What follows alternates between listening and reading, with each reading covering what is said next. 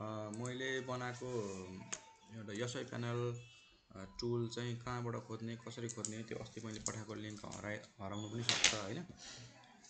त्यसका लागि मैले चाहिँ एउटा सानो सर्ट भिडियो चाहिँ तपाईहरुको लागि तयार गरेको छु। पहिला सुरु गुगलमा गएर easyamand.com हाल्नु होला। यसरी एउटा पेज खुल्छ। अब यो चाहिँ अब मेरो आफ्नो बिजनेसहरुको एडभर्टाइज गरेको हो हैन। यहाँनिर इन्जिनियरिङ टुल भन्ने छ। यहाँ फर्स्टमा हेर्नुस् इन्जिनियरिङ टुल भन्ने छ। यहाँनिर गएर लास्टमा एसआई प्यानल एस्टिमेटर भनेर हजुरले खोल्नु भयो भने पनि यो खुल्छ हैन। अथवा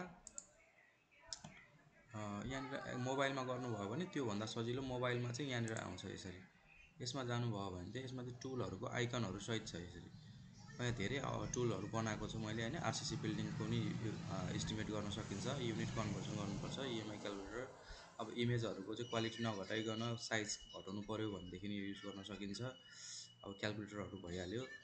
यो चाहिँ अब ब्याङ्कमा पैसा जम्मा गर्दाखेरि कसरी पैसा आउँछ भन्ने क्याल्कुलेटर भयो सेभिङ क्याल्कुलेटर। यो चाहिँ एउटै पेजमा धेरै मल्टिपल फोटोहरु एउटै A4 पेजमा हाम्रो पासपोर्ट साइजको फोटोहरु कतिवटा अटाउन सकिन्छ त्यो अटाएर पीडीएफ बनाएर डाउनलोड गर्ने पछि आफ्नो कलर प्रिन्टरमा प्रिन्ट गर्ने भनेर एउटा बनाएको हो।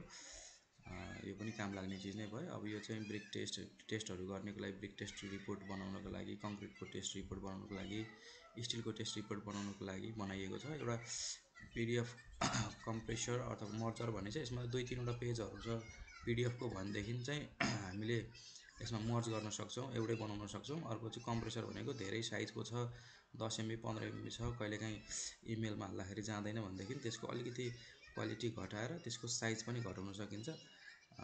त्यसको लागि चाहिँ यो पीडीएफ कम्प्रेसरमा गएर हामीले काम गर्न सक्छौं। मेन चाहिँ अहिले हामीले एसआई प्यानल एस्टिमेटर भनेर चाहिँ हामीलाई काम लाग्ने चीज नै हो। त्यसको कारण गर्दाखेरि यसको बारेमा चाहिँ हामीले जान्नुपर्छ जस्तो लाग्छ। यहाँ हेरौं। अब यहाँनिर एडहरु आउन सक्छ किनभने फ्री हो पैसा पर्दैन र तपाईले लगइन पनि कतै पनि केही गर्नु पर्दैन। हेर्नु मन लाग्छ भने ओपन गर्नुस् हेर्नु मन लाग्यो भने क्लोज गर्नु सकियो हैन। अब त्यसपछि पहिला सुरुमा हामीले घरको इन्फर्मेसन दिनु पर्यो कस्तो बिल्डिङ हो। बिल्डिङ अब रेसिडेन्शियल हो कि कमर्सियल हो यहाँ छान्न पाइन्छ।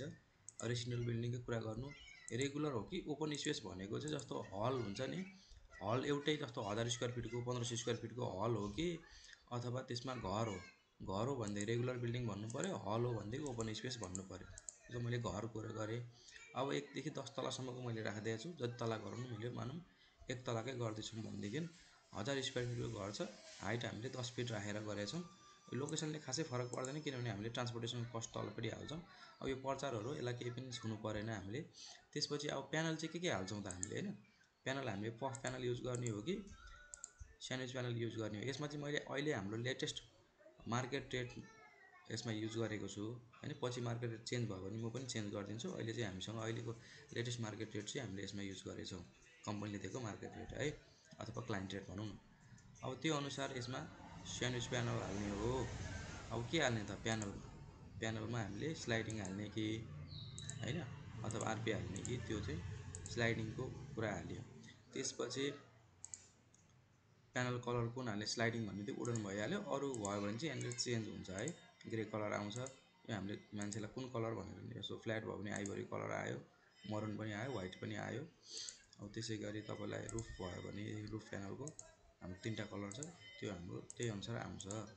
मानौं मैले आरपी को गरे कति एमएम त आरपी भन्नेबित्तिकै 40 देखि पाउँछ। यहाँनिर तपाईले स्लाइडिङ गर्नु भने 75 देखि मात्र सुरु हुन्छ है। हाम्रो कम्पनीले जस्तो दिन्छ त्यही अनुसार यहाँ हामीले बनाएको छौं। जस्तो आरपी बोल्डलेस हाल्यो भने 40 एमएम देखि छ मैले 75 एमएम को युज गरे। प्यानल ग्रे कलर आफै आउँछ। अब रुफ हामीले के हाल्ने त त्यही आरपी को पनि गर्न त मिल्छ नि त तर हामी त रुफ प्यानल भनेर बेग्लै छ। डिफरेन्ट फ्रम वाल प्यानलमा क्लिक गर्नु पर्यो। त्यो गर्ने बित्तिकै कुन चाहिँ हाल्ने जिंक हाल्ने कि जनरल रुफ हाल्ने जिंक हाल्ने हो भने जिंक क्लिक गर्नु पर्यो। अर्को हाल्ने भने कति एमएम 40 एमएम 50 एमएम कुन चाहिँ ब्लू मरुन ब्ल्याक कुन चाहिँ हैन कलर हाल्ने खासै हाम्रो रेन्डम फरक छैन। अब त्यो कारणले गर्दा यति हालिसकेपछि अब एडिसनल कुराहरु पनि हाल्नु पर्यो। जस्तो कतिवटा डोर छ त हामीले टेन्टेटिभ यतिवटा 1000 स्क्वायर फिटको घर भन्छ यो 1000 भने ठ्याक्कै 1000 राख्नु पर्छ भन्ने छैन है। अब 900 पनि हुन सक्छ नि त जति पनि हुन सक्छ। हामीले हिसाब गरेर 950 छ भने 950 पनि लेख्न मिल्यो। अब त्यो घरमा कतिवटा छ 5 वटा ढोका छ।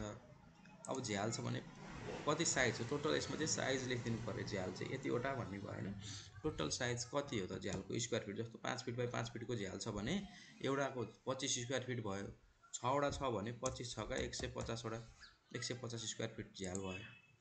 अब त्यसपछि स्ट्रक्चरल स्टिलको कुरा आउँछ। हामीले यो लाइट स्टिल युज गर्दा हुन्छ। एक तलाको लागि चाहिँ पछि चाहिँ हामीले अब स्ट्यान्डर्ड हाल्नु पऱ्यो, हेभी हाल्न सकिन्छ अथवा कस्टम आफूलाई कति हाल्नु मन लाग्यो त्यति केजी हाल्न सकिन्छ है। त्यो घरमा कति लाग्छ भन्ने आफूलाई क्वान्टिटी लगभग थाहा छ भने आफैले कस्टम भनेर यहाँ राख्न सकिन्छ। मैले अहिले लाइट स्टिल भनेर हालेँ। स्टेयरकेस एक तलालाई हाल्नै परेन। फ्लोरिङ चाहिँ अब के को फ्लोरिङ गर्ने त होइन, भुइँको फ्लोरिङ हो। अब हाम्रो एक तलामा यो नन गरेर गरिदिनुहोस्, केही गर्नु परेन। अब त्यसपछि अर्को एडिसनल वर्क के हाल्ने त फुल फिनिसिङ गरिदिने हो भने अब यहाँनिर फाउन्डेसन वर्क भने चाहिँ मैले 150, 250, 400 भनेर दिएको छु है। 1000 स्क्वायर फिटकै भनेर यसलाई डिभाइड गरेर भनिदिएको हो। भन्ने बेलामा यति घरलाई यति लाग्छ भन्ने हिसाबमा आफूलाई थाहा हुन्छ नि त। मैले बेसिक हालिदिएँ। वाटर सप्लाई पनि लगभग 80,000मा 1000 स्क्वायर फिट छ भने 80,000मा वाटर सप्लाई काम सकिन्छ भन्ने छ एउटा चाहिँ 1.5 लाख लाग्छ भन्ने छ। हजुरलाई कुन लाग्छ त्यही, अथवा म कस्टम रेट आफ्नै हाल्छु भन्नु भने आफ्नै रेट हाल्न सक्नुहुन्छ। त्यसै गरी इलेक्ट्रिकलको पनि मैले 60 सबैलाई बेसिक रेटहरू नै हालेर गरेँ। अब ट्रान्सपोर्टेसन कति लाग्छ त, कति ट्रक हुने भयो त्यो सामान होइन। एक ट्रक छ भने जेनरली हाम्रो वरिपरि 25,000 लाग्छ, त्यो हिसाब गरे अब होइन। एक ट्रकको दाम फरक पर्छ भने यहाँनिर फरक गरेर कति ट्रक लाग्छ त्यति ट्रकको अकाउन्ट डाइरेक्ट लेख्दा पनि हुन्छ, अथवा 25,000 रुपियाँ ट्रक पाइन्छ भन्ने हिसाबमा मैले 2 ट्रक सामान हुन्छ भने 2 युनिट भनेर लेखिदिएँ। अब यति लेखिसकेपछि अब फेरि यतातिर क्लिक गऱ्यो भने प्रचारमा गयो, प्रचार हेर्दा पनि केही फरक परेन। अब यहाँ क्यालकुलेट इस्टिमेट गर्नुहोस्। ट्याक्क क्यालकुलेट इस्टिमेट गर्दाखेरि लगभग कतिको छ यहाँनिर 900 स्क्वायर फिटको घरको चाहिँ इस्टिमेट कति आयो त,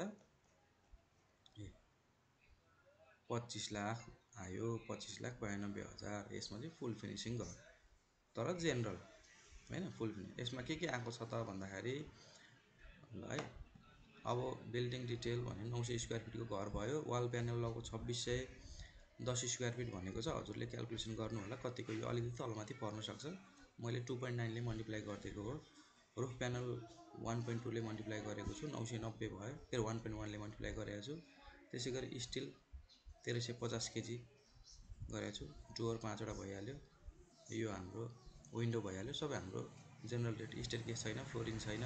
फाउन्डेसन वर्क लगभग 900 स्क्वायर फिटलाई एकदमै कम दाम भयो भने 1,35,000 त आइ नै हाल्छ होइन। वाटर सप्लाई 72,000 भनेर आएको छ। इलेक्ट्रिकल 54,000 भनेर आएको छ। इन्टरनल फिनिसिङ 1,80,000 भनेर, ट्रान्सपोर्टेसन 50,000, एसेसरिज 15% भनेर कति 1,92,000। त्यसै गरी लेबर चाहिँ 1,80,000 भनेर यसरी लगभग हाम्रो 25,92,000 इस्टिमेट निक्लिन्छ। यसलाई प्रिन्ट गर्नुहोस्, स्क्रिनसट मोबाइलमा त स्क्रिनसट भइहाल्यो। स्क्रिनसट गर्नुहोस्, क्लाइन्टलाई पठाइदिनुहोस्, सकिहाल्यो, डिटेलमा आइहाल्यो।